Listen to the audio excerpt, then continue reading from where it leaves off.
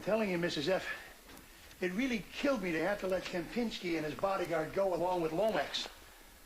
But thanks to Walter here refusing to say anything, there was nothing I could really hold him on. Now look, Walter, I'm going to tell you this just one last time. We want to help you. But this murder rep, you're going to take the fall unless you talk to us. I didn't kill anybody. Mort, wouldn't the Federal Witness Protection Program shield Walter from reprisals? Sure, a new identity, the whole shot. Happens all the time. And Libby and her family? Well, I'm quite sure that something can be arranged. Okay. Libby's up in Benson's Woods. Right, I understand that. And that's when you put the money in the filing cabinet? Exactly. I had it in my backpack, and I figured I had to hide it somewhere until I figured out what I was going to do.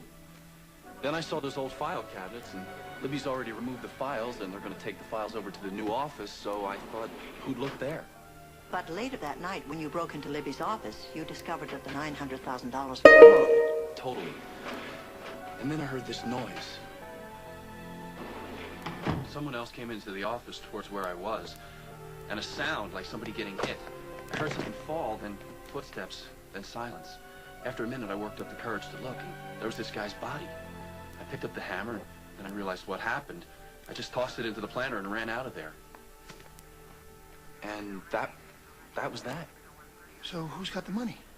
Well, the killer, most likely. Look, Walter, there's still a matter of your fingerprints all over the murder weapon. Plus the fact I don't think you'd want to be running around out there until this thing is settled. Same thing goes for you, Libby. With Kempinski and his goon running around out there, I think you might be safer spending the night here. Thanks, Sheriff. Yeah, we'll look after your mother and Harvey as well. So, Mrs. F., got any ideas? Not at the moment, Mort. Well, I really think you're going to hate mine. Charlie Garrett. Charlie Garrett. Hiya, Jessica. I'm sorry to startle you. You know, it's nice to know there's still places where people don't have to lock their doors. All right, Charlie. Now, I want some answers, and I suspect that you have most of them. Me? Why do you say that? Well, that was your bug under the edge of Sanford Lomax's desk, wasn't it? Me and electronic gadgets. You know, one day I'm going to get the hang of those things. Who took the money, Charlie? And who killed that Gandil fellow? Jessica, I wish the hell I knew. You know, I saw Walter Perry go into the records office, but that's when Gendel popped me. And that's all I know, honest. Listen, I'm starving to death. You got anything around here to eat, like some crackers or something? Well, there's an apple in the bowl over there. You'll find a knife in the drawer. You know, Charlie, the sheriff's got half the law enforcement people in the state of Maine looking for you. How did you manage to avoid them? It's called self-preservation. Now, Jessica, I know what you think of this Walter Perry, and I know how you believe in him. I want to help. I'm sure you got some thoughts on the subject.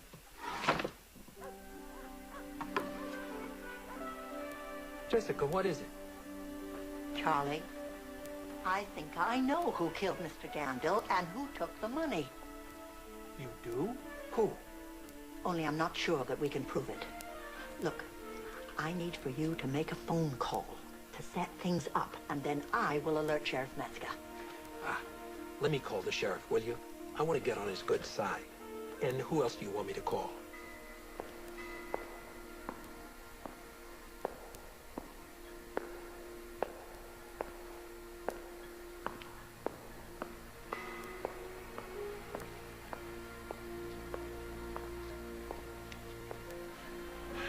Glad you could join us.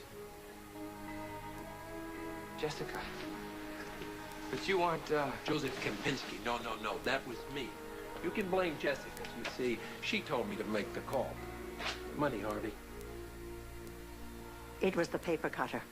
The one Libby put aside for your mother, the one you brought back to her shop. I didn't remember that I'd seen it before, or where, till Walter told us how he concealed his backpack behind the file drawer that contained the paper cutter. I'd noticed it in the office. And then when I sliced the apple... Well, it reminded me of Celia using the paper cutter to cut that piece of cardboard. And then I remembered you telling Libby you'd come back later for the rest of those discarded office supplies. Yeah, and when I took the paper cutter, that's when I happened to see Walter's backpack way down in the back. Now, I saw what was in it, and I was about to take it when one of the movers came toward me. So you waited till that night and then went back there. Okay, yes, I took the money, yeah, but I didn't kill anyone. But you did, Harvey. And I'm sure when Sheriff Metzger sends your clothing to the state police lab, they'll find traces of Mr. Gandil's blood on it. Oh. God, I mean, I didn't mean to do it. I mean, he was going for his gun. I had borrowed Libby's key, and I let myself in. And I had just taken the money, and suddenly I hear someone breaking in. Oh, that would have been Walter. And then suddenly this other guy shows up. He saw me. He was gonna kill me. I mean, I had to do something. Wait a minute, you know anything about Lomax's sideline? No, not really. No, I mean, I had a hunch, yeah. We were doing enough business around here to pay for those weekend trips he'd take to the Caribbean. I never meant to mess up my life like this. The money?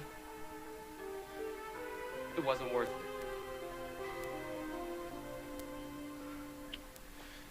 Well, Harv, let me help you save some of that grief.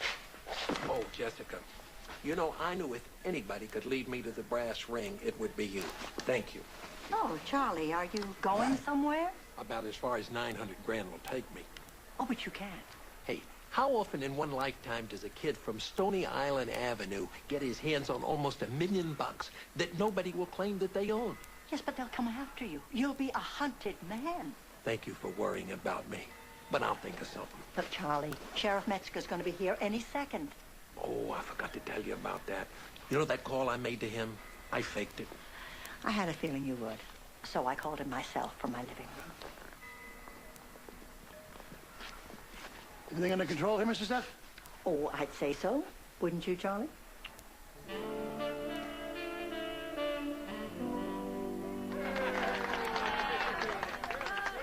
Go for it, Doc. Go!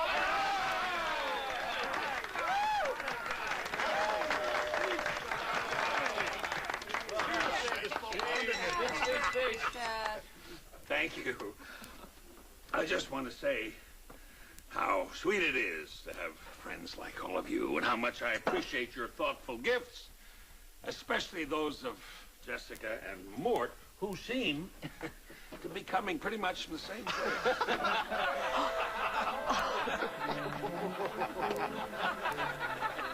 And more. Didn't I hear that Sanford Lomax has turned state's evidence? Yeah, this morning. Gotta hand it to you, Garrett. Because of Lomax and those tapes that you lifted off your bug, the federal prosecutors feel they have enough on Joseph Kempinski and his entire organization to put him out of business and behind bars for some heavy-duty time. Then Walter and Libby won't have to go into the witness protection program. Yeah, the county prosecutors have agreed to drop the breaking and entering charges. This time. Never again. I'm cured. By the way, Mr. Garrett, thanks for the cash. I think it'll just about cover my car repairs. Well, it was the least thing I could do, Doc. Okay. Now, are you gonna take pictures of this, or are you gonna cut that cash? Cash? Charlie, you told me you were broke. Well, I just took a little expense money. I mean, anyway, the jury's going to believe that Kempinski exaggerated by a couple of grand. Tell me the truth. Considering all the risks, you wouldn't have really taken all that money, would you? Of course not. I mean, it isn't as if $900,000 is what it used to be. What a guy, huh?